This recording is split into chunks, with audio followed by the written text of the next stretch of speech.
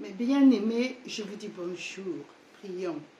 Seigneur, nous te rendons grâce pour ce moment, pour ce partage. Nous te rendons grâce et nous nous réjouissons de ta parole. Ta parole est la vie, est notre vie. Elle nous vivifie. Nous te rendons grâce, Saint-Esprit. Tu es la source de la vie. C'est toi, Seigneur, qui es la vie de la parole de Dieu.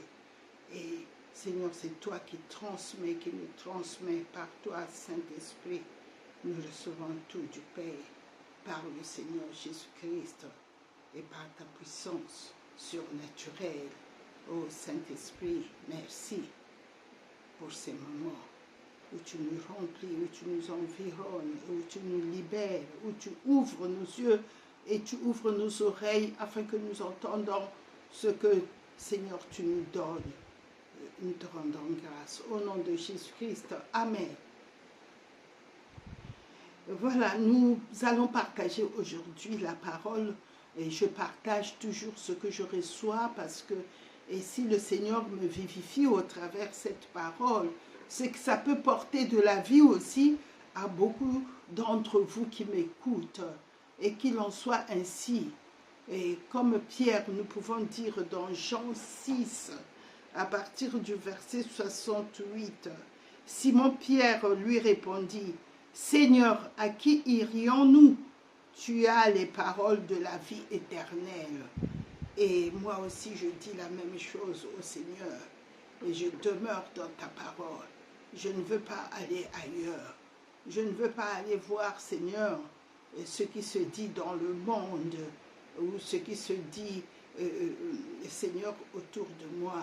Mais je reste, Seigneur, connecté à toi, à ta bouche, à tes lèvres, au Saint-Esprit qui est ta bouche aujourd'hui. Seigneur, au Saint-Esprit qui est la porte ouverte du ciel et qui m'apporte toujours, Seigneur, la révélation de ta personne, qui m'apporte, Seigneur, ce dont j'ai besoin. Et nous voyons que la porte du ciel s'est ouverte le jour où le Seigneur Jésus-Christ est sorti de l'eau. La Bible dit que le ciel s'est ouvert et le Saint-Esprit est descendu pour venir se positionner sur Jésus afin de pouvoir agir au travers de lui, afin de pouvoir répandre la vie, afin de pouvoir guérir. Le Saint-Esprit est venu et afin de pouvoir faire les œuvres de Dieu dans la vie de Jésus-Christ.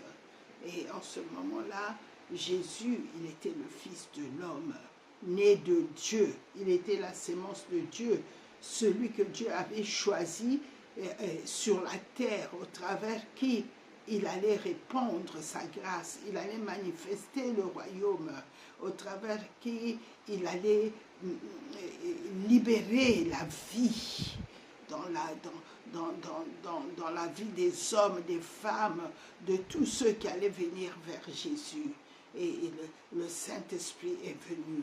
Et nous, aujourd'hui, nous sommes ceux sur qui le Saint-Esprit est venu sur la terre. Nous avons donné notre vie au Seigneur Jésus-Christ. Maintenant, le ciel s'est ouvert sur nous. Le Saint-Esprit est venu aussi sur nous. Au début, il n'était qu'au travers le Seigneur Jésus-Christ seul. Mais quand le Seigneur est monté, il a dit, il vous est avantageux que je m'en aille afin que je vous envoie le Saint-Esprit. Maintenant, chacune de nos vies, le Saint-Esprit est venu se positionner. Non seulement se positionner sur nous, comme il l'a fait pour Jésus, mais il est descendu en profondeur dans nos entrailles. Le Saint-Esprit est descendu, comme le dit le livre de Proverbes. Quand nous lisons dans Proverbes, nous voyons ce que le Saint-Esprit est venu faire. Nous allons lire dans Proverbe 20. Il est dit ceci dans Proverbe 20, à partir du verset 27. Le souffle de l'homme est une lampe de l'Éternel. Il pénètre jusqu'au fond des entrailles. Voilà la position du Saint-Esprit en nous. Il nous a donné le souffle de l'Éternel, c'est le Saint-Esprit qui est venu comme quand il est descendu au travers du Seigneur Jésus-Christ. Et il a été envoyé le jour de la Pentecôte. Le Seigneur Jésus-Christ n'est plus seul. Maintenant, il a un corps qui est l'Église, qui est toi et moi. Et quand le Seigneur est monté, après son investiture dans le ciel, et tout ce que Jésus a reçu, Dieu nous a aussi investi. En même temps qu'il investissait la tête, en même temps que notre tête, Jésus-Christ qui est le chef suprême de l'Église, et dont nous sommes le corps, dont nous sommes les membres de son corps, Dieu l'a investi dans les cieux, Dieu l'a établi. Il lui a dit, assieds-toi à ma droite, jusqu'à ce que je fasse de tes ennemis ton marchepied. Et il lui a dit, nous voyons cela, l'investiture du Seigneur dans Hébreux 2. Nous voyons comment il a investi. Et il lui a dit, ton trône, ô Dieu, est éternel. Le sceptre de ton règne est un sceptre d'équité. C'est pourquoi, ô Dieu, ton Dieu t'a oint d'une huile de joie au-dessus de tes collègues.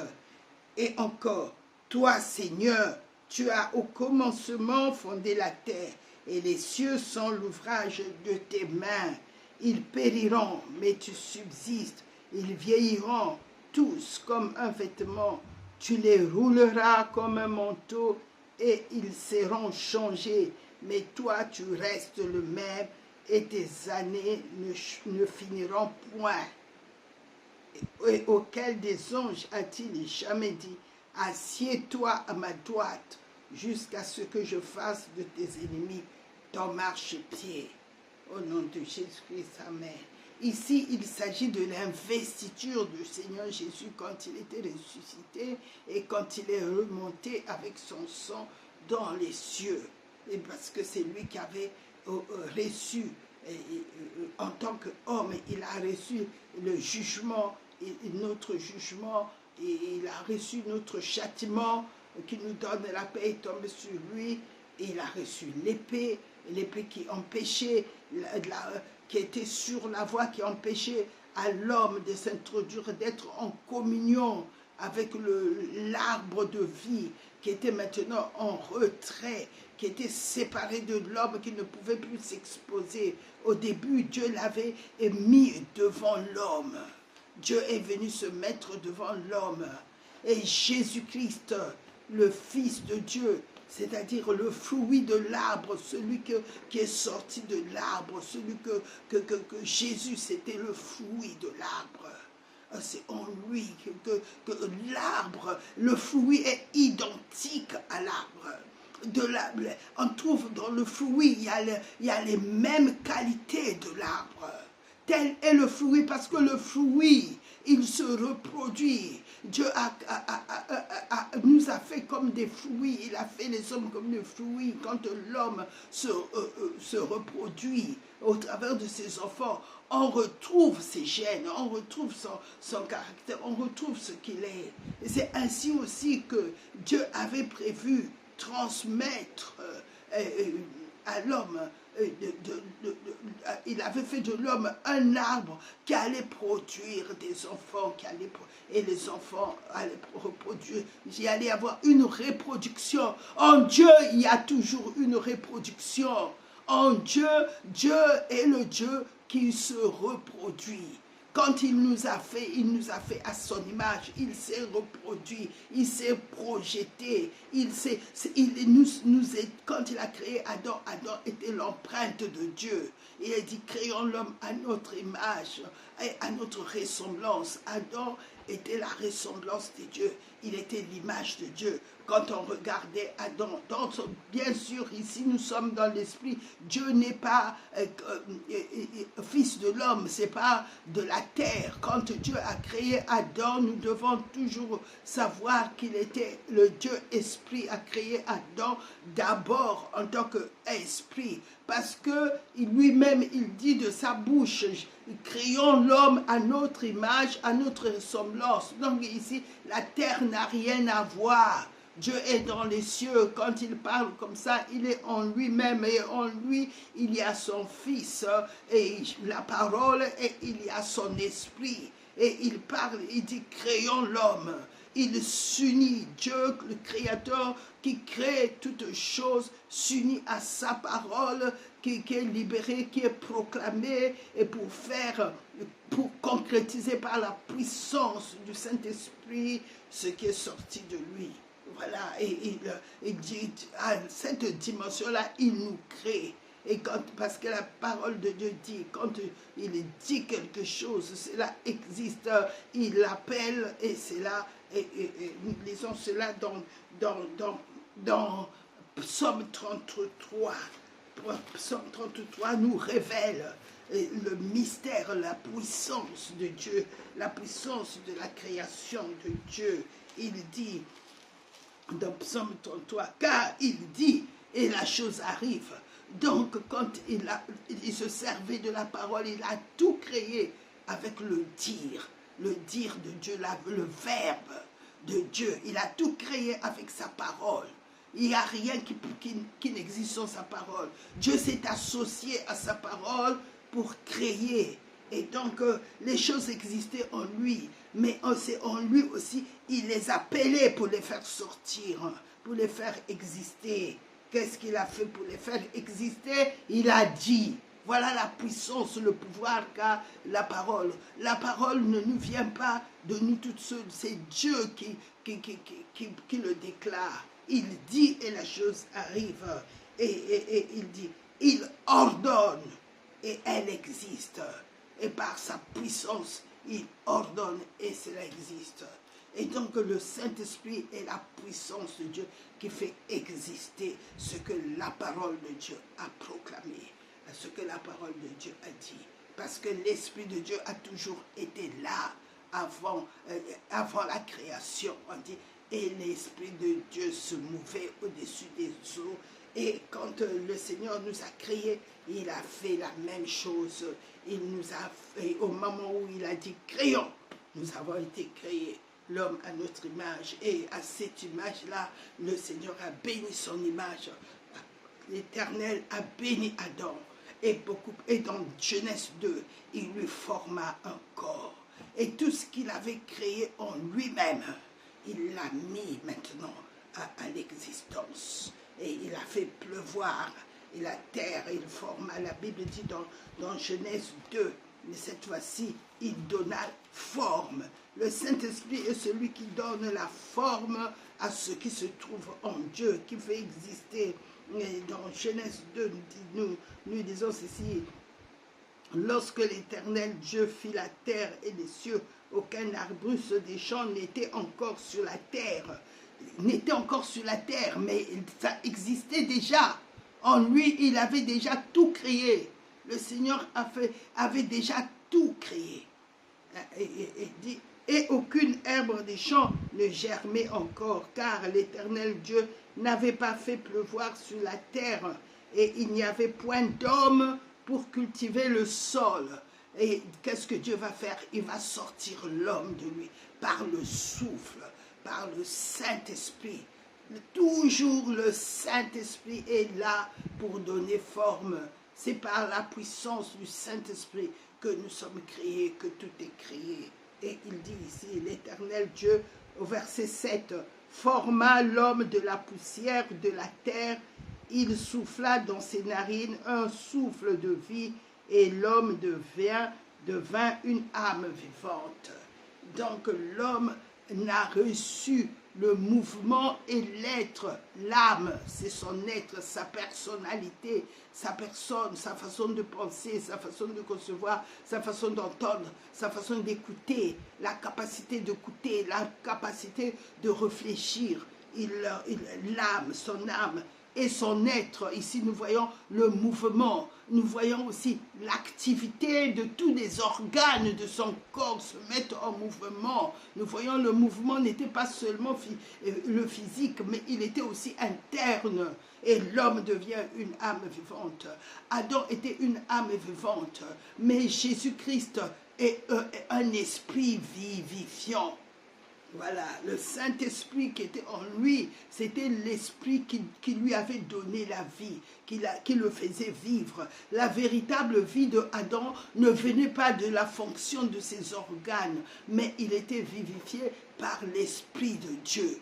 Et maintenant, l'Esprit de Dieu qui l'avait vivifié, il fallait que lui-même mentionne par son acte, en obéissant à la parole que Dieu lui avait donnée, il fallait que maintenant lui s'engage, lui répond à Dieu par son obéissance, en mangeant l'arbre que Dieu lui avait ordonné de manger. Adam confirmait son obéissance à Dieu. Ainsi, en mangeant le fruit de l'arbre, il mangeait ce qui la qualité, tout ce qui était dans l'arbre était confirmé dans son corps, dans son esprit, dans son âme et dans son corps. Il s'alignait en mangeant le fruit qui venait de l'arbre. Le fruit de l'arbre, c'est le Christ, Jésus-Christ, qui est le Fils de Dieu, qui est sorti de l'arbre et qui est celui qui allait lui permettre de se multiplier à l'image de Dieu, qui allait lui permettre de libérer tout ce que Dieu avait mis en lui, en esprit, et afin que tout ce qui était en Adam, qu'il avait reçu par le souffle, puisse dominer sur sa chair. Il allait marcher par l'esprit de l'arbre, par tout ce qui était dans le fruit.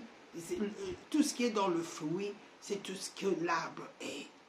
Tout ce que, quand nous regardons, j'ai un professeur qui me disait toujours, pour avoir les pastèques, il fallait avoir la graine de pastèque. Et quelles que soient les années, la nature de cette graine, conserver l'essence même, les qualités et le caractère même de l'origine du fruit mère. Et donc de l'arbre, Jésus-Christ est le fruit de l'arbre. Voilà. Et donc ici nous voyons que c'est Pierre qui répond au Seigneur Jésus-Christ. Quand le Seigneur, nous voyons cela dans Jean 6. Dans Jean 6, le Seigneur a nourri la foule. Il a donné à manger, il a donné le repas à la foule et les gens ont mangé du pain. Et après avoir mangé le pain, ils ont compris que le Seigneur était un faiseur de miracles. Et donc la foule continuait à les suivre. Non seulement il les guérissait, non seulement il les bénissait, mais là ils ont vu la multiplication des pains et de poissons. Alors il poursuivait presque le Seigneur, il le pourchassait partout. Le Seigneur allait, la foule allait et d'autres se jetaient sur lui parce qu'ils savaient qu'un pouvoir, une force se libérait de lui et leur faisait du bien. Le bien-être était en Jésus-Christ à cause de la présence du Saint-Esprit. Et aujourd'hui, le Seigneur, il n'a pas changé. Les paroles, la Bible que nous voyons est un livre de vie, est un livre de l'Esprit, du Saint-Esprit. Tout dépend comment on s'approche de la Bible. Bien-aimé, la Bible est le livre de vie. La Bible est le livre du Saint-Esprit qui nous a été donné. C'est une grâce d'avoir la Bible sur la terre, d'avoir ce livre au milieu de nous. Tout dépend comment tu le considères et quelle est la révélation que tu as reçue. Parce que la même parole qui est dans la Bible, c'est cette parole-là que Marie avait reçue, que Abraham avait reçue, que Moïse avait reçu, et c'est la même parole que Paul avait reçue. Mais la Bible est un livre vivant. Et la parole de Dieu nous dit, parlons de la Bible, parce que ce qui fait de ce livre la parole de Dieu, c'est la parole de Dieu qui est dedans. Ce qui fait, c'est son contenu qui l'a fait déclarer le livre de Dieu, la parole de Dieu. Ce qui fait de nous des enfants de Dieu, c'est pas parce que nous avons donné notre vie seulement au Seigneur, mais c'est parce que Dieu habite en nous. C'est la présence de Dieu qui fait de nous des enfants de Dieu, qui nous définit comme enfants de Dieu. C'est la présence de Dieu en nous qui fait que nous sommes appelés enfants de Dieu. C'est-à-dire, c'est le Saint-Esprit en nous. À cause de sa présence. Mais tout dépend comment tu considères. Est-ce que as-tu la révélation de qui est en toi? Parce que qui est en toi déterminera ta avancée, ta marche avec Dieu. Déterminera. C'est lui qui détermine. Plus il est amplifié en toi, ben plus il va agir puissamment. Parce que la gloire du temple se manifestait, la nuée se manifestait au moment où Dieu descendait. Mais nous, Dieu vit en nous. La gloire de Dieu, dans 2 Corinthiens 4, il est écrit que nous portons cette gloire. Mais moi, je n'étais pas consciente que je portais la gloire de Dieu jusqu'au jour où le Saint-Esprit, Dieu par sa grâce et sa bonté, m'a ouvert les yeux de réaliser que celui qui est en moi est plus grand que celui qui est dans le monde. À partir de ce moment-là, il a commencé à enseigner mon intelligence. Il a commencé à transformer mon intelligence. Mais d'abord, nous devons d'abord réaliser que comme Dieu est fait en 3 dimensions, il nous a créés à son image. Il dit bien créons l'homme à notre image. Mais ne nous arrêtons pas à ce qui est superficiel. Le souffle, c'est bon. Mais il faut savoir ce que contient ce souffle. Qui est ce souffle? De quoi il est fait? Quand nous comprenons de quoi Dieu est fait, nous comprenons comment il nous a fait. Parce qu'il nous a créés à son image. Il est notre miroir. Il est celui que nous sommes. Et Adam n'avait pas compris que Dieu lui disait, en mangeant cet arbre, ce fruit, il va te donner la connaissance de qui je suis. Or, qui je suis, c'est ce que tu es. C'est ce que tu seras sur la terre pour pouvoir gouverner et pour pouvoir marcher. Il faut que tu sois moi. Parce que c'est quand je suis en toi que la terre va se soumettre à toi. Parce que Dieu a fait Adam, donc en 3 dimensions. Dieu est Dieu le Père, la parole et le Saint-Esprit. Dans 1 Jean 5 au verset 7, ceux qui ont la Bible qui n'a pas été changée, qui ont la Bible originale Darby, Thompson ou David Martin, nous connaissons que ceux-là, ils ont ce verset, mais dans d'autres Bibles, il a été supprimé. Et il dit dans cette version, dans le ciel, il y a 3 choses qui rendent témoignage. Dieu, la parole et l'esprit. Et les 3 sont un. Voilà la Trinité qui a été supprimée par certains auteurs. Et en voulant simplifier comme il l'appelle, français courant. Mais vous devez, quand nous avons la parole écrite qui n'a pas été supprimée, cette parole-là, elle est vivante, elle agit sur nous. La parole de Dieu n'est pas une écriture inerte, écrite par les hommes. C'est inspiré par le Saint-Esprit que les hommes ont été poussés, divinement poussés à pouvoir écrire. Moïse lui-même, Dieu il lui disait, quand il était avec les 70, il a dit, toi monte ici. Et Dieu dit que Moïse voyait ma représentation. Et je parle à lui bouche à bouche. Donc Dieu, il était le secrétaire de Dieu. Dieu lui a dicté et lui a raconté comment il a créé les cieux et la terre au commencement. Était la parole. Et Dieu a utilisé sa parole pour pouvoir parler à Moïse. Et quand il a commencé à lui parler, Moïse a écrit cette parole, mais la parole écrite, l'écriture elle-même, en elle-même, elle est vivante parce que elle est parole, dans le ciel, ils sont un. Donc Dieu se trouve dans sa parole, et comme Dieu se trouvait dans l'esprit qui environnait Moïse. La gloire de Dieu était là parce que Dieu était présent dans l'écriture, dans tout ce qu'il écrivait, et il enveloppait totalement Moïse afin qu'il puisse écrire exactement ce que Dieu voulait. Voilà pourquoi Pierre dit que c'est poussé par l'esprit que les hommes, les prophètes, que les gens disent, écrivent la parole de Dieu. Donc, la parole de Dieu, quand nous nous trouvons en face de la parole de Dieu, nous devons savoir que la parole de Dieu est vivante et efficace. Et qu'est-ce que ça veut dire? La parole de Dieu te voit quand tu t'approches. C'est-à-dire, ici, nous sommes dans le domaine de l'esprit. La Bible n'est pas un livre naturel. Donc, s'il est vivant, il parle ici, il est au-dessus de tout homme. Quand l'homme s'approche de la Bible te voit. Qu'est-ce qu'il voit? Il voit ton cœur, il voit ton âme, il voit tout ce que tu es. Tout est nu devant lui. Parce que la parole, comme nous l'avons lu dans ce verset, est Dieu.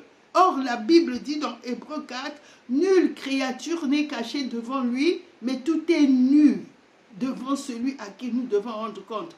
Mais les hommes ne sachent pas que la parole de Dieu est vivante au moment où on s'approche de la Bible. La Bible te scanne, la Bible voit dans quel état d'esprit tu t'approches de lui. Et l'écriture ne peut pas être anéantie. Le Seigneur, nous devons toujours retenir toutes les paroles du Seigneur. Parce que le Seigneur, il dit dans Jean 1 que personne ne connaît Dieu si ce n'est celui qui est dans les cieux. Et pourtant, il était sur la terre pendant qu'il disait ces choses. Mais il disait qu'il était en même temps dans les cieux. Il était en même temps dans les cieux, dans Dieu son Père. Et c'est lui seul qui est venu nous révéler l'évangile. Personne d'autre ne nous a parlé de Dieu. Aucun homme, que ce soit dans l'Ancien Testament, que ce soit dans le Nouveau Testament, Jésus est celui qui est venu nous révéler qui était Dieu. Voilà pourquoi les gens, même au point où il dit, celui qui m'a vu a vu le Père, ils veulent lui jeter les pierres. Et pourtant, c'était des gens qui savaient que Dieu avait dit à Moïse, dis-leur je suis. Dis-leur je suis. Et donc, quand le Seigneur dit avant qu'Abraham soit, je suis. Ils avaient compris qu'il disait qu'il était celui que Abraham avait vu. Ils ont voulu le lapider. Mais nous, aujourd'hui, nous sommes dans la nouvelle alliance. Que sais-tu de Jésus-Christ? Que sais-tu de celui qui vit en toi? Parce que le Seigneur, il est venu. Il marche avec nous. Mais il veut tout le temps se dévoiler pour nous amener à une autre communion avec lui, afin que nous réalisons. Plus on passe du temps avec la parole de Dieu, même quand on a travaillé toute la journée, prends le temps de te mettre en face de la parole en lui disant, conduis-moi, parce que tu sais que tu connais mes besoins spirituels. Et alors la Bible s'ouvre, alors la parole s'ouvre. La parole, le Saint-Esprit est dans la parole. Il est dans la parole. Et donc, si la Bible, la parole de Dieu est vivante, c'est à cause de la présence du Saint-Esprit. En même temps, il est en nous. En même temps, il est dans la parole. Il est dans le mot. Il est dans la lettre. Et dans chaque mot, le Seigneur a dit, même pas un iota ne sera enlevé. Même pas un point de la lettre ne sera enlevé tant que je ne l'accomplis pas. Et maintenant, aujourd'hui, nous sommes dans l'accomplissement. Il a dit, tout est accompli.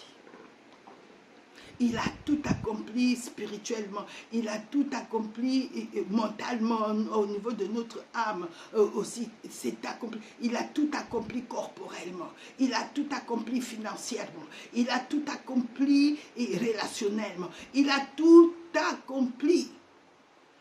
Il a tout est intégralement, totalement, nous ne devons plus rien. Jésus-Christ en tant qu'homme, il nous a libérés. Il nous a libérés de l'injustice en obéissant, en allant à la croix. Il nous a libérés du diable en mourant à la croix. Donc, nous avons accès aujourd'hui. Mais comme les gens ne comprennent pas la valeur de ce qu'ils ont, moi je ne comprenais pas la valeur de ce que j'avais, le Saint-Esprit qui était en moi. Je ne comprenais pas. Je ne savais pas que c'était la gloire de Dieu, que c'était une grâce de Dieu d'avoir le Saint-Esprit, et que j'avais Dieu en moi, et que j'avais la vie de Dieu en moi, pas la vie seulement naturelle, mais la source de la vie même qui était en moi. Je ne comprenais pas toutes ces choses-là. Jusqu'au jour où le Saint-Esprit m'a accordé la grâce, il a commencé à ouvrir mon cœur. Mais il faut d'abord que nous soyons disposés.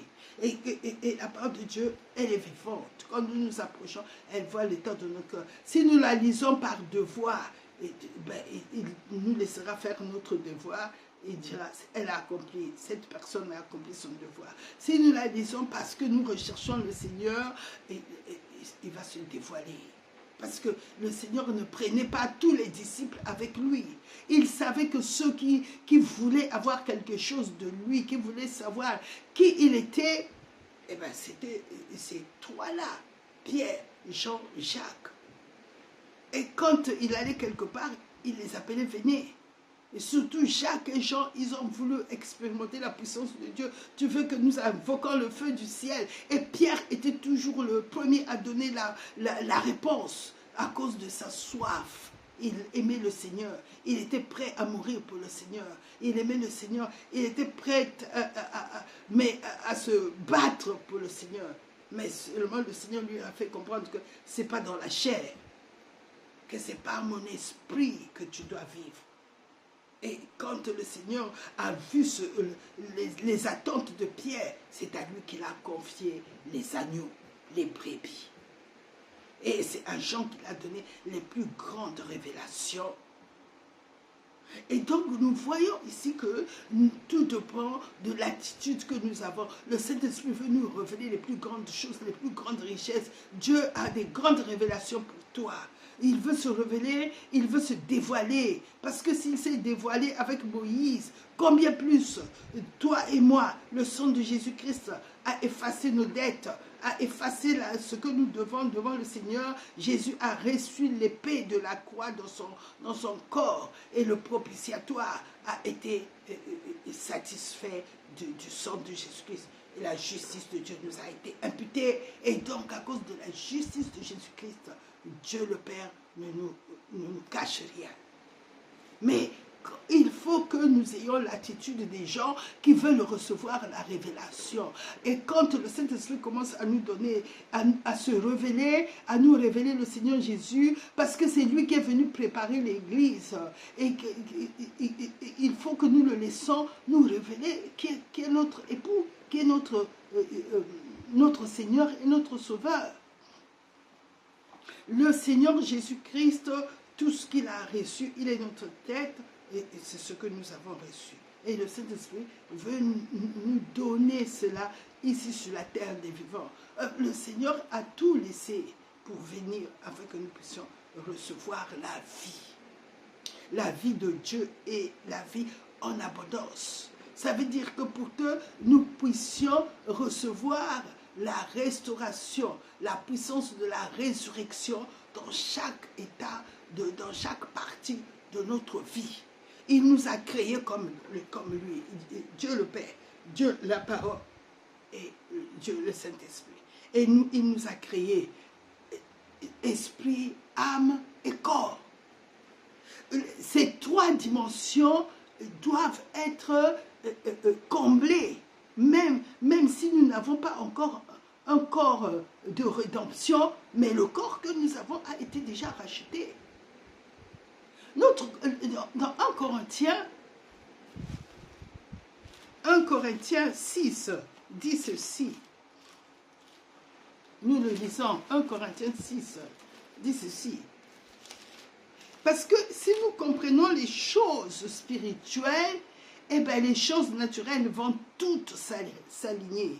Il dit que ne savez-vous pas que votre corps est le temple du Saint-Esprit qui est en vous, que vous avez reçu de Dieu, et que vous ne vous apparteniez point à vous-même, car vous avez été rachetés à un grand prix. Glorifiez donc Dieu dans votre corps. Il ne va pas parler de glorifier Dieu dans votre corps si lui-même, il ne nous glorifie pas. Il se glorifie en nous. C'est au travers du corps de Jésus-Christ. Il parle de cette gloire-là. Dieu veut se glorifier dans notre corps. Si vous n'acceptez pas que Dieu veut se glorifier dans votre corps parce que ton corps n'est pas encore racheté totalement, tu passes à côté de beaucoup de choses. Parce que celui qui habite en nous, le Saint-Esprit, c'est le Dieu de gloire. Que ce soit Paul, la parole de Dieu dit que Dieu s'est glorifié dans le corps de Paul. Est-ce que le corps de Paul était le même que toi tu as? Oui, il était dans la chair comme toi et moi. Mais seulement, sa chair avait été rachetée. Il était conscient que sa chair allait servir pour la gloire de Dieu ici sur la terre. Alors, on dit que même les mouchoirs qui touchaient son corps, quand on l'appliquait sur les gens étaient libérés. Même l'ombre de ton corps, quand ça passe vers les gens sont libérés de leur situation bancaire. Tout. C'est au travers du corps de l'homme que le Saint-Esprit glorifie le Père. Le corps physique est important pour Dieu. Sinon, il n'allait pas venir habiter dans notre corps. Nous devons faire très attention quand on parle que nous n'avons pas encore le corps de la rédemption. Je ne sais pas de quoi les gens parlent. Moi, je n'ai pas vu ce verset-là jusqu'à présent dans la Bible que notre corps n'est pas... Ce que j'ai vu ici quand je l'ai lu, que Jésus-Christ nous a rachetés, esprit, âme et corps. Voilà pourquoi il dit qu'il nous garde. Donc, 1 Thessalonicien, il dit ceci, 1 Thessalonicien, nous devons faire très attention, nous devons marcher avec la compréhension de l'esprit. Parce que peut-être que les personnes qui disent ça, ils ont une compréhension et peut-être qu'ils n'arrivent pas à aller jusqu'au bout. Mais nous devons toujours être affermis, enracinés dans la parole. Nous devons prendre nos réserves dans la parole, la sève de la parole. Nos informations, nous devons les tirer de la parole révélée. Et ici, il dit, dans 1 Thessaloniciens, et au verset 23, il dit que le Dieu de paix vous sanctifie lui-même tout entier. Il n'a pas dit que seulement dans votre esprit. Non, l'esprit est racheté totalement, puisque dans notre esprit, quand nous donnons notre vie à Jésus-Christ, l'esprit de Dieu vient sceller notre esprit. C'est-à-dire que totalement, il devient un. C'est ce qui est écrit dans 1 Corinthiens 6. Mais celui qui s'attache au Seigneur est avec lui un seul esprit. Dans 1 Corinthiens 6, au verset 17.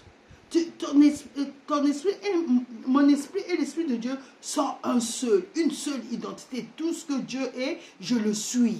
Par le Saint-Esprit, en lui se trouve toute la plénitude de Dieu, ce que Dieu est. C'est seulement l'homme qui ne réalise pas qu'est-ce qu'il est devenu en ce moment-là.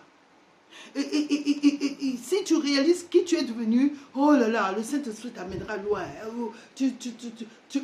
Même beaucoup des hommes ne te comprendront plus. Comme Paul, à un moment donné, les gens ne le comprenaient même plus. Même Pierre disait, vous savez, Paul, ce qu'il écrive, c'est qu'il savait que Paul écrivait les choses de la haute dimension, du haut degré. Dieu est un Dieu de degré, bien-aimé.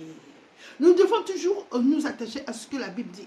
La Bible dit ici que Dieu sanctifie notre esprit, notre âme, notre corps, afin qu'il nous garde au jour de celui qui vous a appelé est fidèle et c'est lui qui le fera. C'est Dieu qui le fait. Cela ne dépend pas de nous. Ce n'est pas nous qui faisons des efforts. Oh, je marche bien. Oh, non, Dieu a le pouvoir de nous sanctifier et de nous garder jusqu'au jour du Seigneur. Donc ici, notre corps est le temple au travers lequel il va agir. Et quand il est venu, il a utilisé le corps de Jésus. Or, aujourd'hui, ce corps que Jésus il utilisait, il était sous la loi. Donc, Dieu ne pouvait pas se répandre sur toute chair. Jésus était le seul corps que Dieu utilisait pour manifester sa gloire. Nous lisons dans Acte 10. Dans Acte 10, il nous est démontré que Dieu utilisait le corps de Jésus-Christ. Dieu utilisait le corps de Jésus-Christ au partir du verset 38. Vous savez comment Dieu a oint du Saint-Esprit. Et de force, Jésus de Nazareth qui allait de lieu en lieu, faisant du bien et guérissant tous ceux qui étaient sous l'empire du diable, car Dieu était avec lui. Donc, quand Jésus était sur la terre, son corps n'était pas encore glorifié. Il avait le corps de Marie. La seule différence, c'est que cette fois-ci, il n'était pas que le fils de Marie. Non, après le baptême, l'identité naturelle de Marie a été crucifiée sous les eaux.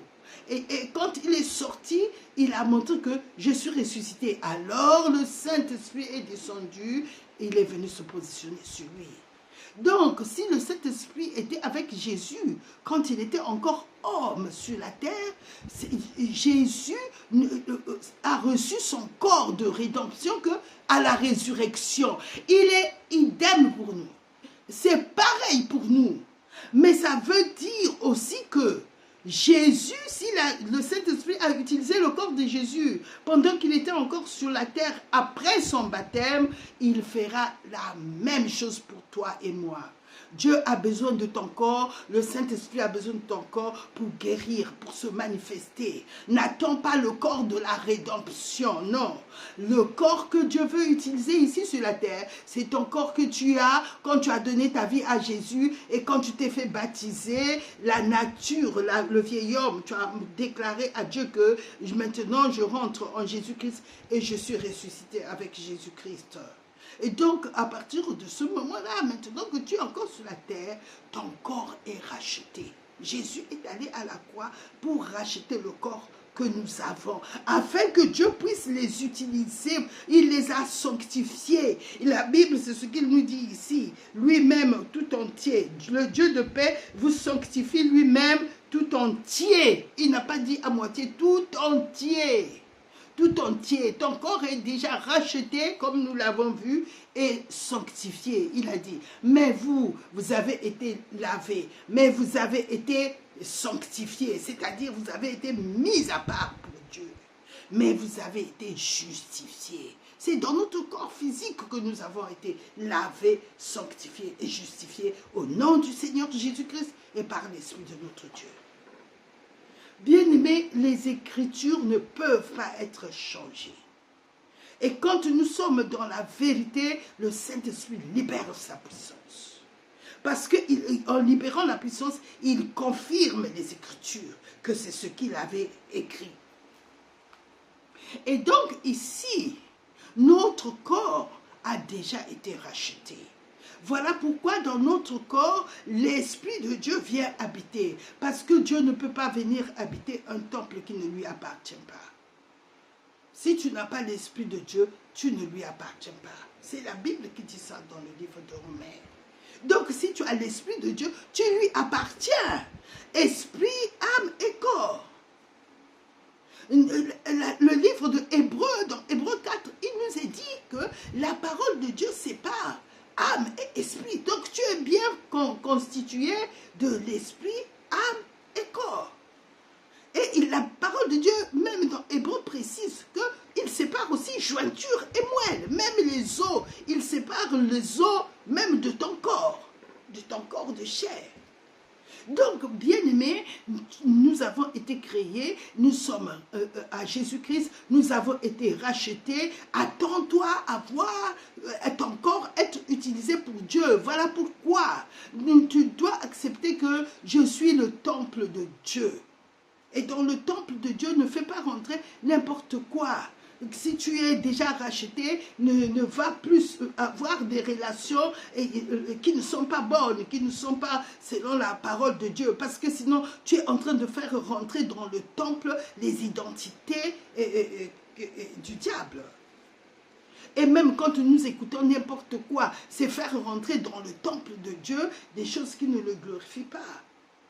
Donc le Saint-Esprit qui habite maintenant en nous, c'est la présence du Saint-Esprit qui définit que nous sommes fils de Dieu.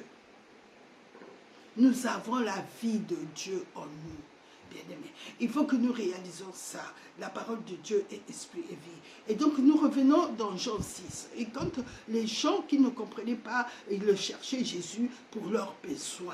Ils ne cherchaient pas Jésus pour que Dieu puisse les utiliser pour les uns et pour les autres. Il y a beaucoup de gens qui cherchent Jésus pour leurs besoins, pour la solution des problèmes.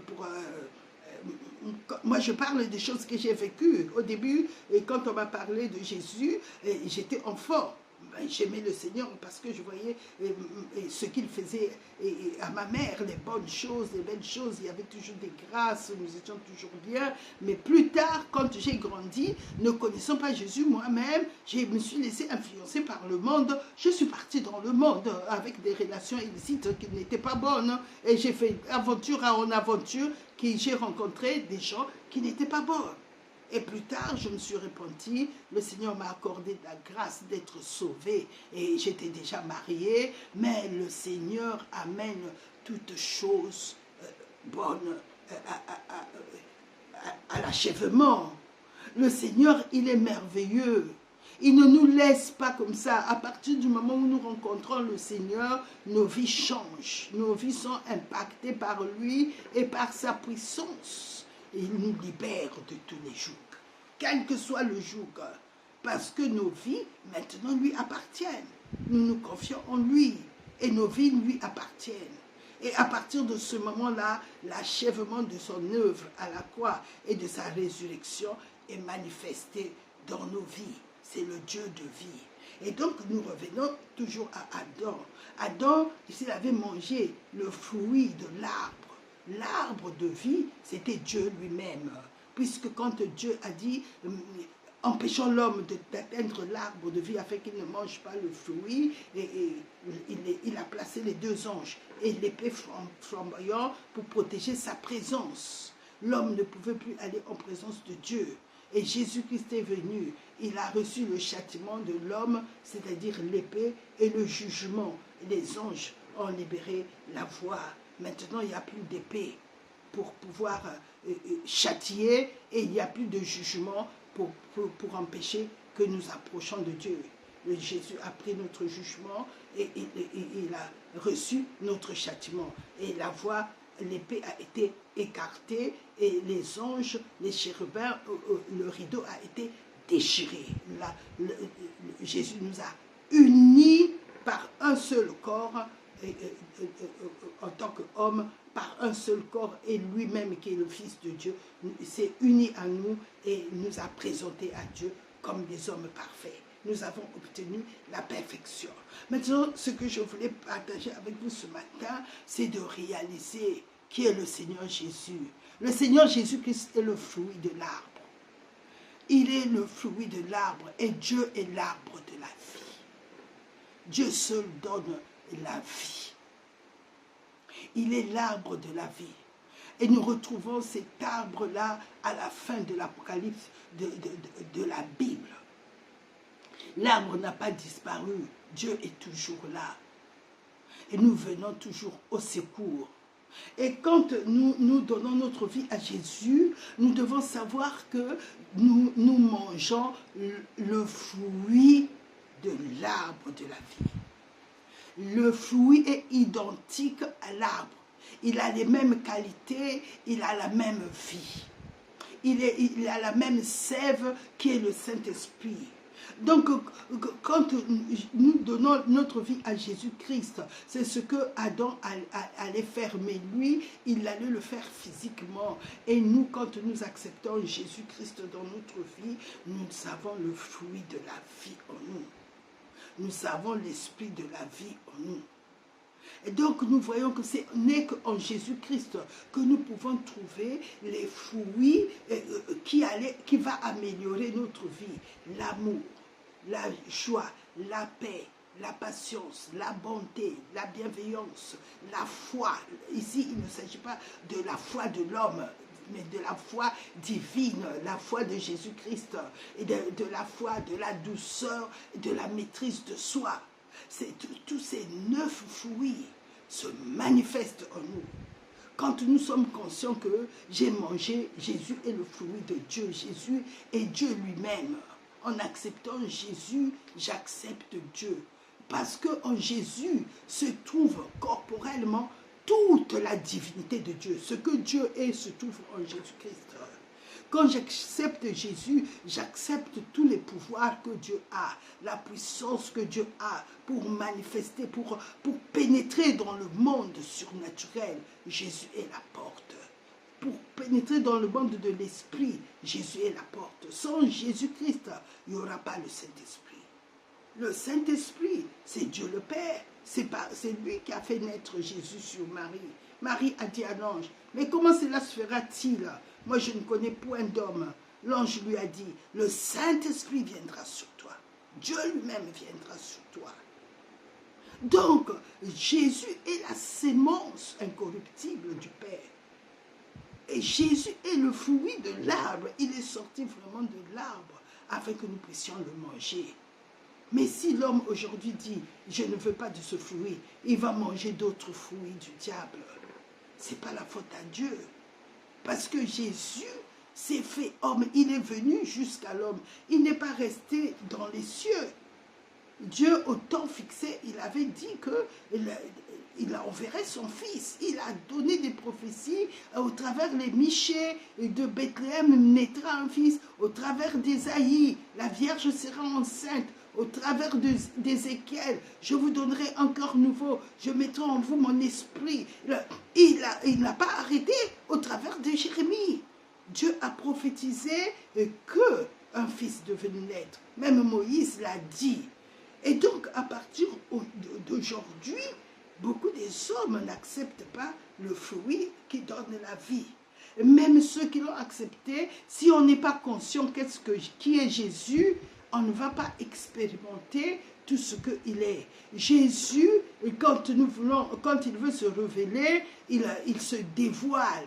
À partir du dévoilement, j'ai la révélation de qui il est. Et cette révélation commence à agir dans ma vie. Il est très important de savoir que quand j'ai donné ma vie à Jésus, Jésus est celui qui est la vie. Parce que chaque miracle que Jésus a fait dans la Bible révèle ce qu'il fait dans notre vie.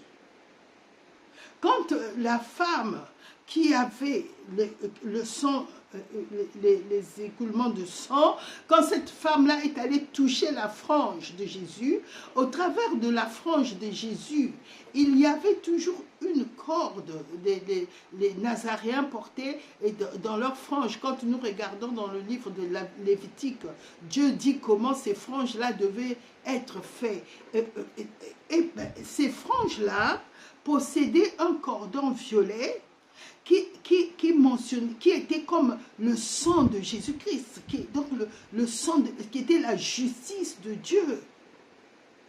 Il portait la justice de Dieu. Je vais essayer de regarder, j'espère que je trouverai le passage. Nous voyons cela dans Luc 24. Dans Luc 24, je vais essayer, bien aimé, de regarder dans Luc 24 au verset 49. Dans Luc 24, ah non, là il s'agit de la révélation du Seigneur. Je cherchais la frange. Mais dans cette frange-là que la dame a touchée, il y avait la justice de Dieu. Ce cordon violet qui constituait cette frange-là, c'est la justice de Dieu, de Jésus-Christ. À la croix, c'est le sang de Jésus-Christ qui représente le sang de Jésus est présent dans l'ancienne alliance. Nous voyons Rahab, la prostituée, pour être sauvée, il a été sauvé, on lui a dit, tu mettras le cordon rouge. Le rouge symbolisait le sang, le sacrifice. Quand ils ont mis le sang sur la porte, c'était quelqu'un est mort ici, il n'y en aura pas d'autre. Jésus-Christ a été le sacrifice pour le peuple hébreu devant leur porte. Tout comme aujourd'hui dans le monde, moi j'ai dit, j'ai Jésus-Christ le sacrifice divin, il s'est livré pour moi. Il a dit jusqu'à ce qu'il revienne, sa mort à la croix me protégera. Le sang de Jésus-Christ me protégera. Il n'y aura pas d'autre mort, il n'y aura pas de sacrifice, ni pour moi, ni pour mes enfants. Le sang de Jésus se lèvera et parlera. Car le sang de Jésus-Christ parle mieux que celui d'un homme, que celui d'Abel. Je vivrai et je raconterai les œuvres de l'Éternel. À cause du sang de Jésus-Christ, le destructeur ne rentrera pas. Il ne viendra pas chez moi. Ça ne marchera pas. Le sang de Jésus, le sacrifice de Jésus-Christ parle toujours. Jésus est ressuscité, mais son œuvre est vivante. Pour moi et pour mes enfants. Il n'y aura pas, même au niveau des enfants, quand l'ennemi essayera, il ne passera pas. Le sacrifice de Jésus-Christ l'empêchera. Parce que s'il l'a empêché, alors qu'il n'était encore que l'image, en Égypte, l'agneau n'était qu'encore l'image. Combien plus forte raison, j'ai l'agneau de Dieu qui a ôté les péchés du monde, qui s'est sacrifié pour moi, qui s'est livré pour moi, et il est ressuscité pour ma justification. Mais je ne vis pas par ma justice. La justice de Christ m'a été imputée. Il m'a revêtu de sa justice. Je suis revêtu de la justice de Dieu aujourd'hui. C'est terminé. L'ennemi, tu es vaincu pour toujours. C'est terminé. Nous devons nous revêtir de la justice de Dieu. Dans le monde, l'ennemi fait des choses. Mais nous ne sommes plus du monde. Nous ne sommes plus sous cette loi-là. La loi de l'esprit de vie en Jésus-Christ m'a affranchi de la loi du péché et de la mort. Il ne viendra pas dire celui qui pêche, c'est celui qui mourra. J'ai dit Jésus-Christ est mort pour mes péchés. Et tu n'as plus accès. Et le sang de Jésus-Christ te donnera jamais l'accès. Parce que c'est une alliance éternelle que Dieu a fait avec moi. Donc, bien aimé, quand nous comprenons des choses spirituelles, eh bien, nous marchons dans la vérité. C'est très important que nous comprenions ce que Jésus-Christ est venu faire dans notre vie. Parce que surtout aujourd'hui, l'ennemi sait qu'il nous reste peu de temps, eh bien, il use de ruses pour vouloir passer. Heureusement, grâce soit rendue à Dieu, le Saint-Esprit est là pour le combattre. Parce qu'il est écrit, l'Esprit de l'Éternel le mettra en fuite. Au nom de Jésus-Christ. Donc, c'est très important que nous comprenions ce que Jésus-Christ est dans nos vies. Jésus-Christ est la vie. Jésus-Christ est la vie. Chaque acte qu'il a posé parle de ce qu'il fait aujourd'hui dans notre vie. Ainsi, nous pouvons savoir que avec cette femme-là, en cas de quelque chose, la justice de Dieu arrête le mal. Parce que tu es juste, le mal n'ira pas loin. Tu peux confesser. 2 Corinthiens 5, verset 21 dit, celui qui n'a point connu le péché, Dieu, il l'a fait pécher pour nous, afin que nous devenions en lui justice de Dieu. Tu commences à proclamer cette justice. Tu ne fais pas autre chose que proclamer. Et quand tu proclames, tu dis, tu attestes à ton cœur que moi, je suis revêtu de la justice de Dieu. Je n'ai pas accepté seulement Jésus-Christ, mais en acceptant Jésus-Christ, sa justice est devenue ma justice. Je ne marche pas par ma justice. Même quand si tu es devant un cas que l'ennemi t'accuse, tu proclames, je suis justice de Dieu en Christ. Un jour, je vais vous raconter un témoignage.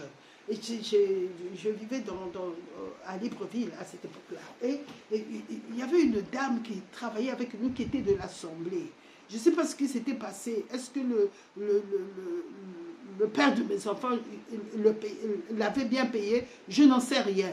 Mais je sais seulement une chose, c'est qu'un jour, je la vois venir avec quelqu'un pour venir faire des choses, pour venir faire des problèmes au père de mes enfants. Et je dis, mais qu'est-ce que c'est que ça? Au lieu de m'en parler, elle ne m'en parlait pas.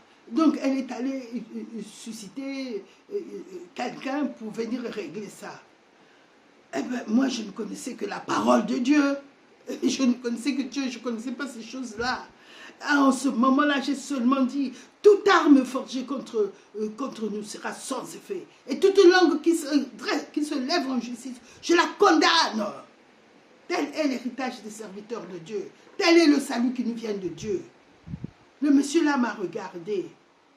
Et la parole qui est sortie de ma bouche, comme la parole de Dieu est vivante, a commencé à agir sur son cœur.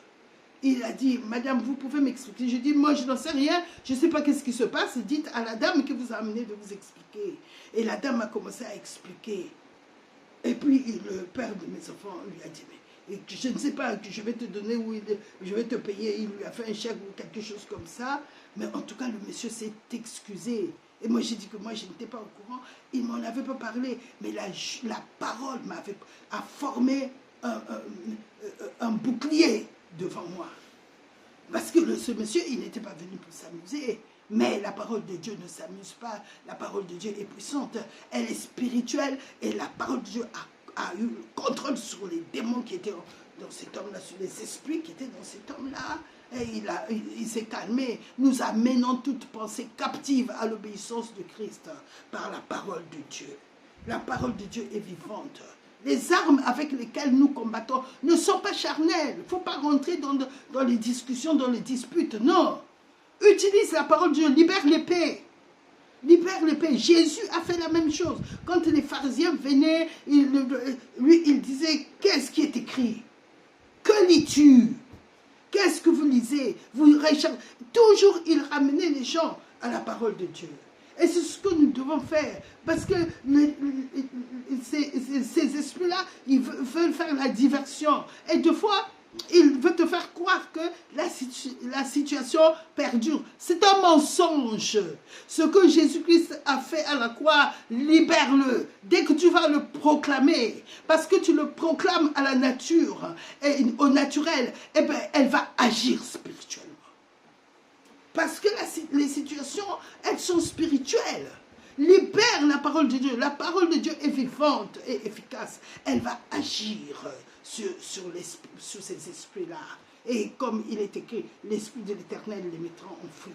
La parole de Dieu les mettra en fuite. La parole de Dieu, c'est l'épée de l'esprit à double tranchant. Il faut que nous ayons toujours la parole de Dieu dans notre bouche. C'est ce que David a fait. David a dit que c'est un circoncis qui insulte l'armée de l'Éternel. Il a mis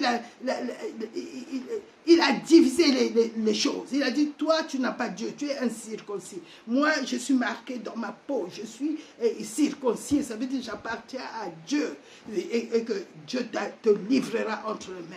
Et c'est ce que Dieu a fait.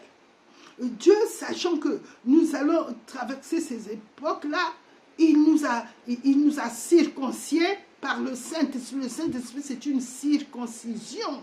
C'est une circoncision de notre esprit. Nous portons le sceau de Dieu. Dieu nous a marqué de son sceau. Le Saint-Esprit est en nous comme un signe, comme Abraham était marqué dans son corps, parce que lui, il n'était pas né de nouveau. Dieu a marqué son corps physique du signe de la justice. Et nous, quand nous parlons en langue, le Saint-Esprit est notre signe de la justice, que je suis justice de Dieu en Christ, que j'appartiens à Christ. Je suis revêtu de la justice, la preuve. C'est la présence du Saint-Esprit qui parle en moi. C'est le signe qu'il est présent, que je lui appartiens. Et donc, quand nous devons toujours marcher avec la parole, notre corps, bien-aimé, je reviens dessus, parce que la Bible le dit, que nous sommes esprit, âme et corps. Notre esprit appartient totalement déjà à Dieu. Tu es Dieu dans ton esprit. Ne refuse pas l'identité que Dieu t'a donnée. Parce que ne t'appelle plus pécheur, parce que devant Dieu, c'est parce que le sang de Jésus t'a donné sa justice que Dieu est venu habiter en toi. Ce n'est pas à cause de ce que tu fais que tu vas changer ta nature. Avant, tu faisais le bien ne te sauvait pas. Et ce n'est pas parce que maintenant tu fais le mal que le mal va te te faire devenir péché. Non. Quand tu pêches, la Bible dit, confesse ton péché. N'attends pas d'aller à l'église pour confesser. Dieu est avec toi, Dieu te voit quand tu fais ça. Tu es en Christ. Agenouille-toi, dis Père, je te demande pardon du comportement que je viens de voir. J'ai péché contre toi, voilà, tu as vu ce que j'ai fait. Je m'humilie, je me repens, je te demande pardon. Le sang de Jésus-Christ nous purifie continuellement. C'est l'œuvre du sang de Jésus. Nous avons la purification en permanence, perpétuellement. Nous avons une rédemption éternelle. C'est différent de ceux qui étaient sous l'ancienne alliance. Ils devaient attendre 1 an. Et en attendant, ils amenaient leur sacrifice chez le sacrificateur. Mais nous n'attendons plus. Nous n'attendons plus. Le sang de Jésus-Christ est éternel, est une alliance éternelle. Il dit, buvez-en tous, ceci est mon sang, le sang de l'alliance, qui est répandu pour beaucoup, pour le pardon des péchés. Le sang de Jésus, c'est pour le pardon de nos péchés. N'attends pas que l'ennemi aille t'accuser. Demande pardon tout de suite, devant Dieu. Maintenant, si tu veux aller à l'église demander pardon, demande à un frère, confesser vos péchés les uns les autres. Mais demande pardon au Seigneur, il est avec toi. Et le sang de Jésus-Christ te dit, merci Père pour ton pardon éternel que tu m'as donné, parce que j'ai une rédemption éternelle, une justice éternelle. Donc je peux toujours m'agenouiller, te demander pardon. Le sang de Jésus-Christ, son Fils, nous purifie de tout péché. Et tu continues à marcher dans la lumière. C'est très important. Nous devons toujours confesser. Ça, le Seigneur, c'est pour nous qu'il nous a donné nous avons cette grâce-là. Il ne faut pas attendre. Et donc, tous les aspects que le Seigneur Jésus a fait, c'est pour que nous les vivons. Le Seigneur a dit, moi je suis venu afin que les brebis aient la vie et qu'elle l'ait en abondance. Ici, il ne s'agit pas seulement de la vie, tu te réveilles le matin, oh merci Seigneur, tu m'as réveillé ce matin. Non, ici, Dieu parle des choses plus profondes et plus hautes, qui ont un degré élevé. Il parle ici de la divinité de Dieu, de la vie éternelle. Et éternelle, ça veut dire qui ne s'interrompt pas, de la vie qui n'a au travers lequel, qui ne périt jamais. Ici, il parle de la vie de Dieu. Il parle de la vie de Dieu qui donne la vie aux morts. Voilà, qui ressuscite même les morts. Il parle de cette vie-là. Et cette vie-là est en toi. Et cette vie-là est en moi et toi et en toi. Jésus-Christ voulait que nous comprenions cela. Parce que si Jésus est la vie, c'est ça qui a fait qu'il puisse nous ramener à la vie de Dieu. Parce que Adam, il vivait. Quand tu remercies Dieu seulement pour la vie le matin, parce qu'il m'a réveillé, il m'a gardé. Moi, j'entends beaucoup de chrétiens qui prient comme ça. Bon, personnellement, je remercie le Seigneur parce que je sais qu'il a promis de me garder les longs jours et qu'il me fera voir son salut. Donc, je ne reviens pas là-dessus en disant que les autres, non. Je remercie le Seigneur pour la vie, parce qu'il veille sur moi jusqu'à ce que le Seigneur, pour me faire accomplir les œuvres que Dieu a préparées d'avance et pour me faire accomplir mes jours. Mais ici, la vie dont Dieu parle, dont nous devons le remercier, c'est la vie dont Jésus a le pouvoir, même sur la mort, il a pris la clé maintenant de la mort et de ses jours de mort, et que c'est lui maintenant qui donne la vie. C'est lui maintenant qui décide que je te rassasie de longs jours et je te ferai voir mon salut. Tu accompliras les œuvres que j'ai préparées d'avance pour toi. Nul, le diable n'a plus le droit de venir les stopper, de venir décider sur ta vie. C'est Jésus qui a la clé. C'est de ça qu'il s'agit, bien-aimé. Il faut que nous soyons conscients des choses spirituelles, parce que c'est très important. Quand Jésus-Christ est venu, il dit, le voleur, lui, il vient que pour voler, pour détruire. Mais moi, je vais le lire dans Jean 10, 10, il dit, le voleur ne vient que pour dérober, égorger, détruire. Moi, je suis venu afin que les brebis aient la vie et qu'elle ait en abondance. Ici, il s'agit de nous donner la capacité de vivre longtemps, mais surtout de ramener à la vie tous les domaines qui étaient morts. C'est-à-dire, ici, il dit bien, ce que le diable est venu détruire, lui, il reconstruit, il restaure. Il dit, détruisez ce temple, le troisième jour, je le relèverai. Et Jésus est ressuscité le troisième jour, il nous a relevés au travers de son corps. Son corps, c'est toi et moi. Le nouveau corps que Jésus a eu, c'est toi et moi. Mais comme nous sommes encore sur la terre, il ne nous a pas encore revêtus de ce corps-là. Parce qu'il y a encore la corruption sur la terre, il nous a racheté notre corps afin qu'il puisse l'utiliser dans sa gloire et par sa puissance, par la puissance du Saint-Esprit. Donc le Saint-Esprit est venu habiter en moi pour donner la vie à mon corps mortel tous les jours, pour rendre vivant et pour libérer les bienfaits de Dieu, pour libérer cette vie de Dieu dont la mort sur quoi la mort n'a aucune puissance. Parce que la vie de Dieu que Christ a amenée en moi est impérissable et ne tarit jamais. C'est comme un fleuve d'eau vive. L'eau vive, c'est de l'eau vive. Et cette vie de Dieu donc me donne la capacité de lutter contre les maladies. La vie de Dieu, Dieu lui-même est dans cette vie-là et c'est lui qui chasse les maladies, même si les maladies viennent, mais celui qui est en moi est plus grand que la maladie. Cette vie de Dieu, c'est le Saint-Esprit, mais c'est aussi la vie de Dieu qui est vivante. La parole de Dieu est unie à cette vie-là. Quand je libère la parole de Dieu, dans cette parole, il y a esprit et vie. Et Jésus sans cesse revient sur ça. Je suis la résurrection et la vie. Je suis le chemin, la vérité et la vie. Et il revient pour nous faire comprendre qu'il ne parle pas des choses naturelles, et que cette vie vient d'en haut, vient du Saint-Esprit qui est en nous. Le Saint-Esprit qui est en nous, il est uni au ciel. Il est connecté au ciel. Le ciel et le Saint-Esprit qui est en moi, c'est la même identité, c'est la même connexion. Dieu, en étant sous son trône, il agit sur la terre, il est dans ma vie. Il a une connexion dans ma vie directe à cause de Jésus-Christ qui a tout payé intégralement. Donc, c'est très important que nous comprenions quelle est la présence de Dieu pour moi et m'a uni au royaume de Dieu, m'a uni à Dieu lui-même. Je suis uni à Dieu lui-même.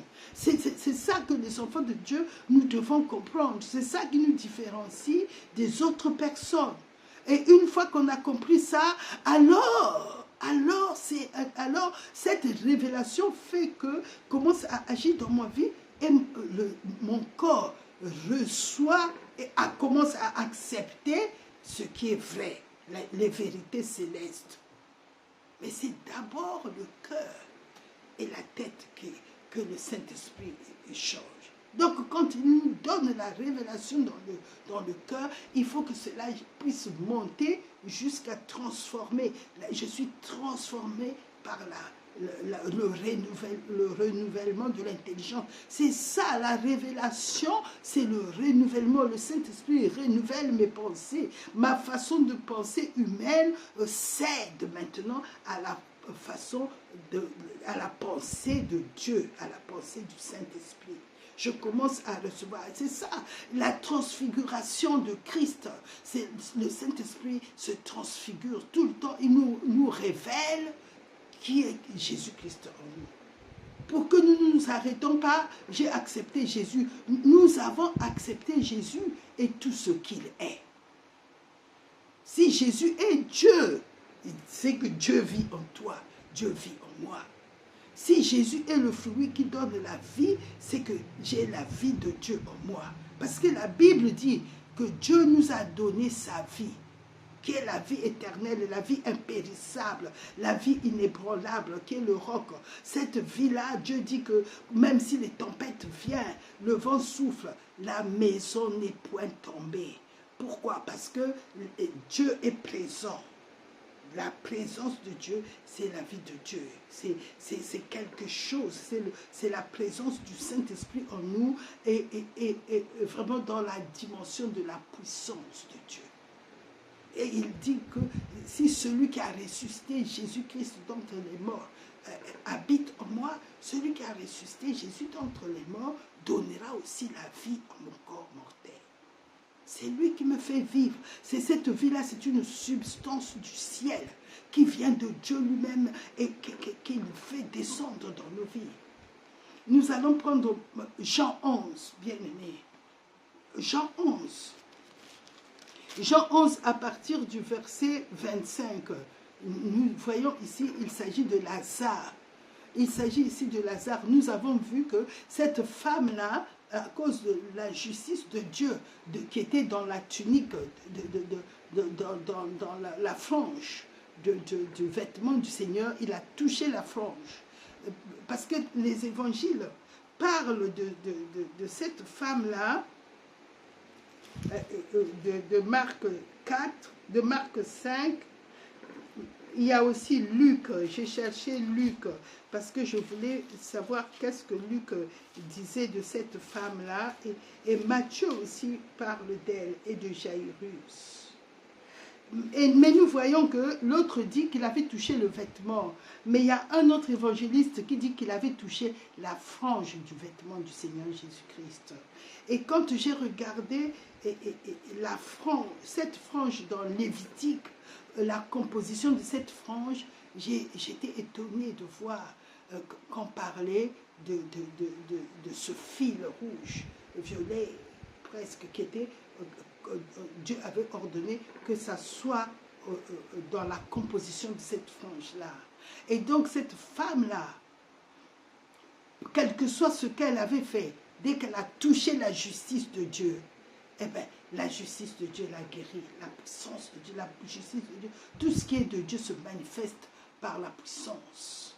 Le Saint-Esprit se manifeste toujours par la puissance. Il libère la puissance dans notre vie physique.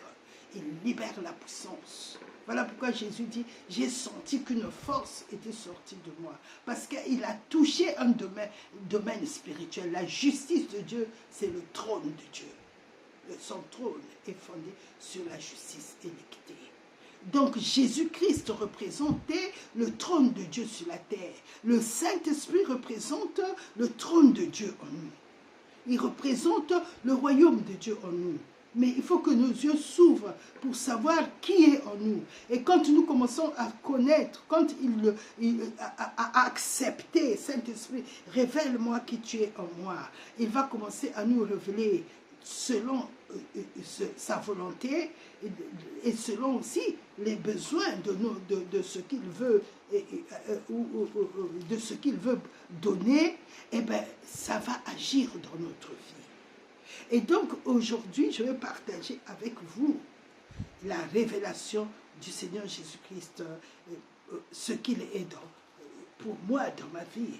Et je prie que Saint-Esprit t'ouvre les yeux et les oreilles spirituelles pour que tu reçoives aussi. Cette femme-là, quand elle a touché, peut-être qu'elle était au courant de ce que c'était puisqu'elle était juive.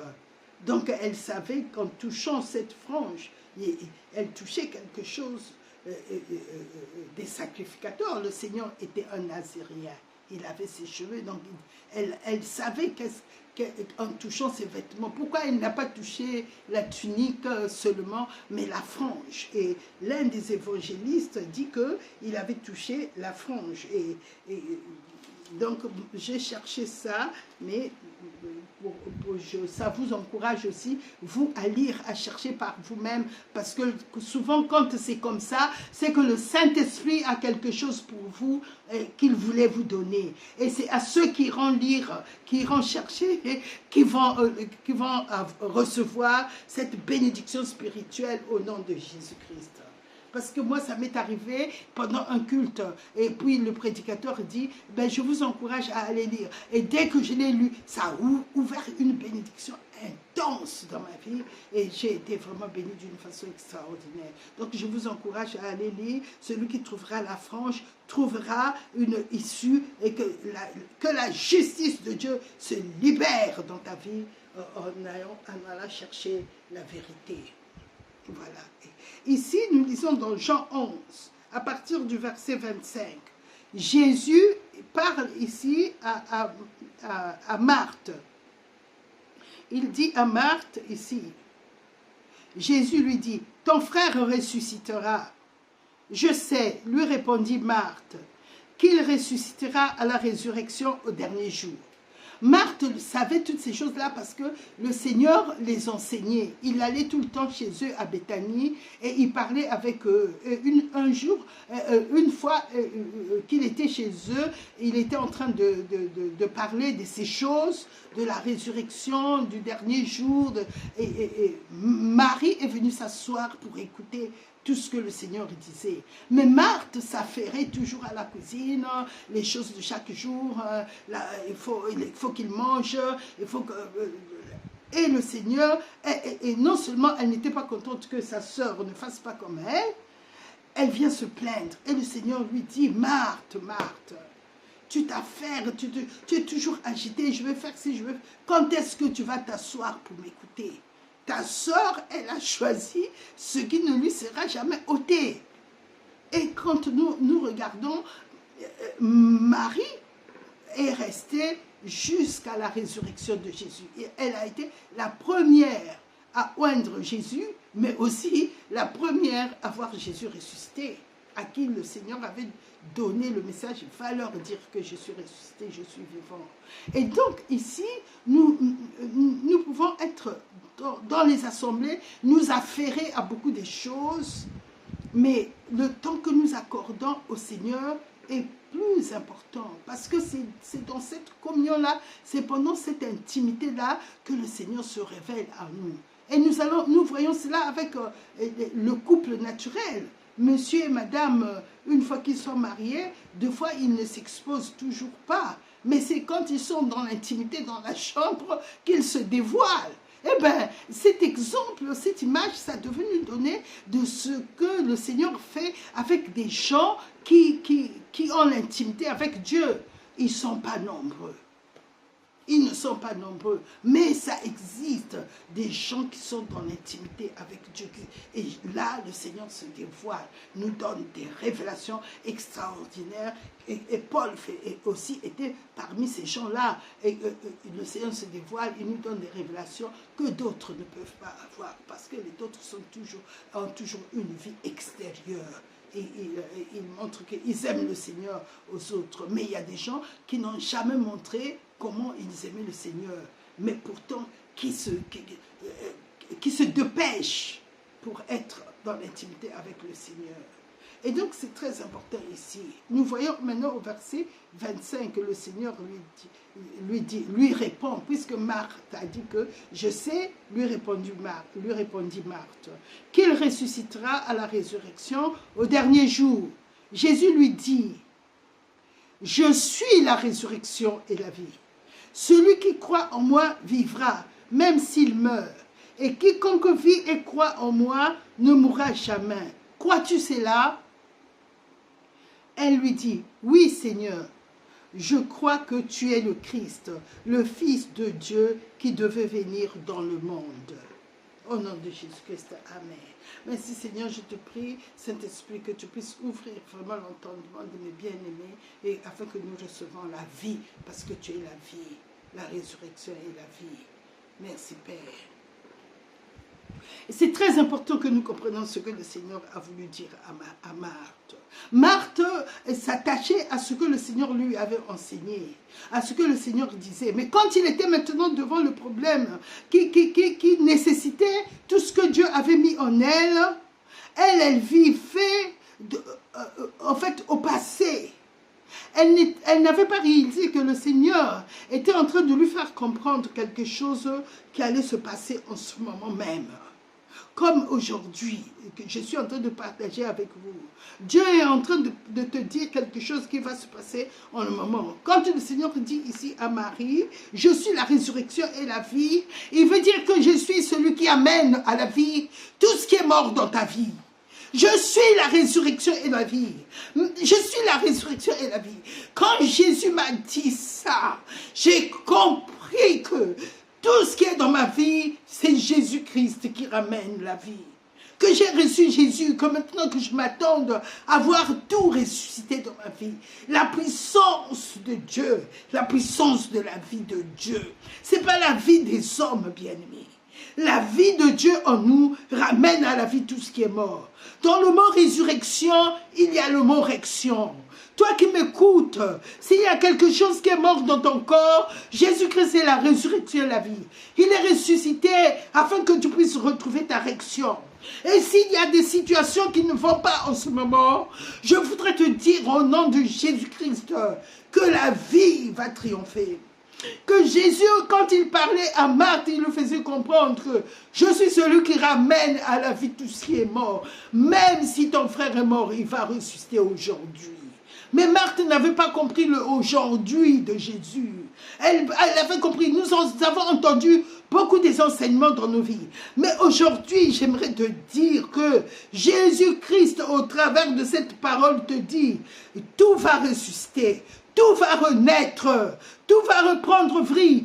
Parce que le 3e jour, il est ressuscité. Il a tout ramené à la vie. Par sa résurrection, tout ce que le diable avait détruit a ressuscité. Il t'a ramené dans la victoire. Tu ne mourras pas, tu vivras et tu raconteras les œuvres de l'Éternel. Parce que celui qui vit en toi est plus fort que quelles que soient les situations.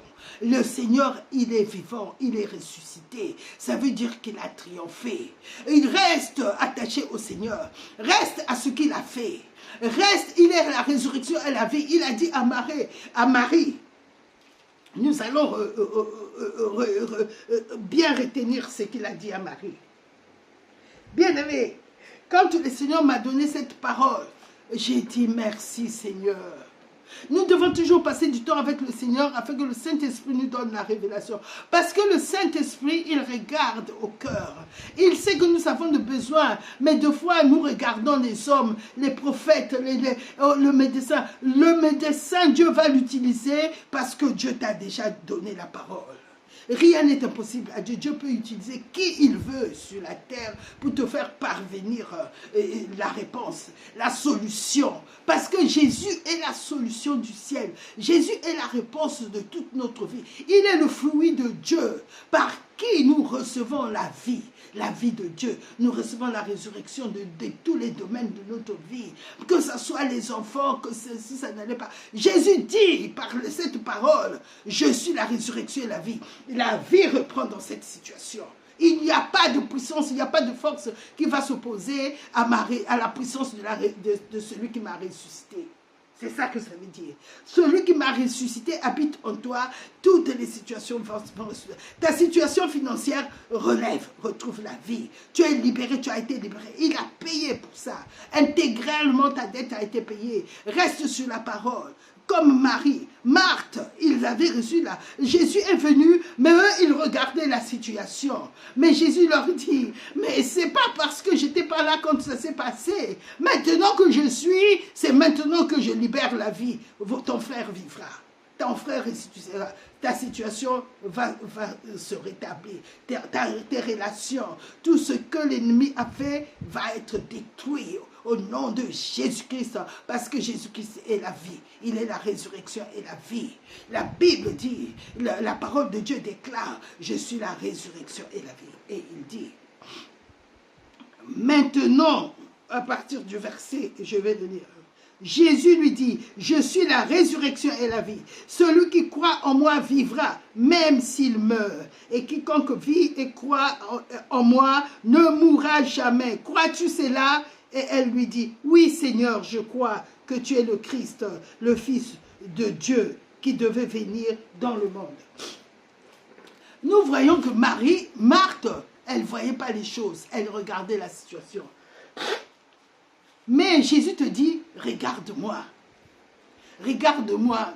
Comme avaient fait Pierre et Jean à la porte devant ce monsieur, ils ont dit, regarde-nous. Et quand ils l'ont regardé, ils ont dit, au nom de Jésus-Christ, lève-toi. Et il s'est levé. Et Jésus voulait que Marthe regarde Jésus et non la situation. Quand c'est comme ça, commence seulement à confesser. Regardons ce que le Seigneur a fait. La prière du Seigneur devant Lazare. Jésus a dit au Père, je sais que tu m'as exaucé. Parce que si Dieu l'avait envoyé là, c'est qu'il avait prié, Dieu l'avait exaucé.